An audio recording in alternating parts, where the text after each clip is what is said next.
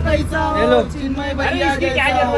Low low 500 रुपए रखो, तुमको मालूम है किसको वोट देना है, ठीक है? चलो हमारा नेता कैसा हो। ठीक है 500 रुपए. अरे नेताजी पैशाची काही गरज नाही, वोट तुम्हालाच द्यायचा आहे. फक्त कसं आहे, वय झाल्यामुळे आता विटा नेता येत नाही. गद्याची गरज होती, एक गदा घेऊन जा तुम्ही. गदा पाहिजे? हो. 10 मिनिटं थांब. चला रे. हमारा नेता हो, चिन्मय भैया जैसा हो. नमस्कार नेताजी.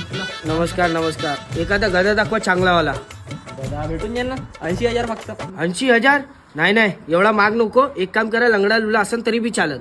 भेटून जाईल ना, 40,000 भेटून जाईल. 40,000? ठीक आहे सांगतो तुम्हाला. चला रे.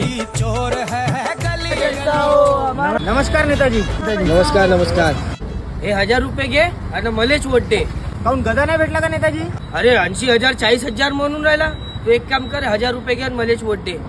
म्हणजे नेताजी आमची गद्यापेक्षा कमी किंमत लावली तुम्ही ना? नाही नाही, असं थोडी म्हणता.